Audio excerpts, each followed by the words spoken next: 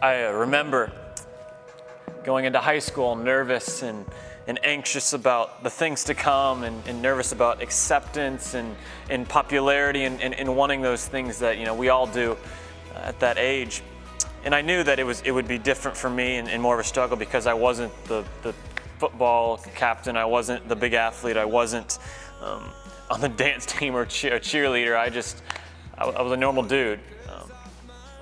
And so I was always wondering, like, as a believer, how did I use my very normal platform as a way to be in the world but not of it? How do I convey the truth of Jesus Christ? And I think that want and that desire to be popular was really like spurred me on to start doing magic at my school. I wanted the look that people gave me when I performed a trick, and I loved that. And at first, I think those were my motivations, which weren't the best.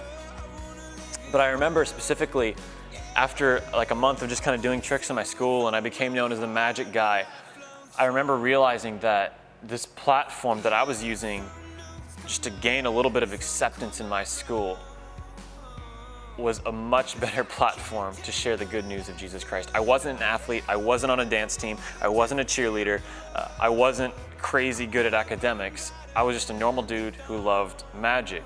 That was my platform. And I knew that I could use that platform to share what God has radically done in my life.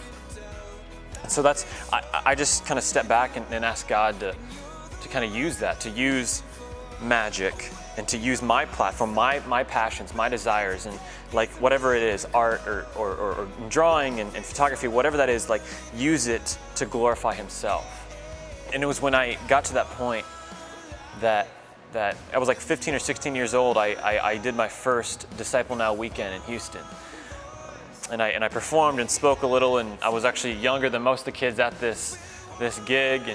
But God used this passion of mine, this desire of mine, to glorify Himself. And so it became a very big deal for me to remember that who I am is my platform. My passions, what I love, my desires is my platform.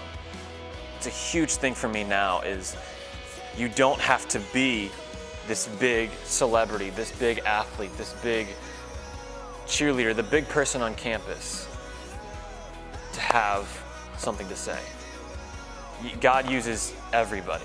It's blown me away how God has turned this kind of dorky obsession of mine into something that glorifies Himself. And this summer I had the privilege of traveling in 4 states and performing for over 6,200 people, and got to work with members of the band Leland. I got to perform alongside KB and NF, and I got to work with people who used to work with DC Talk and all these cool big names. And I stepped back this summer and just realized that God uses anything. And if I can convey anything to people who watch this, it's that let God use your platform where you're at now.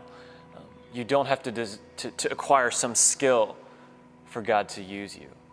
And my story just conveys that. Just a normal dude in high school who fell in love with magic and decided to let God have the glory instead of myself. God's put you where you are at right now, so live it well.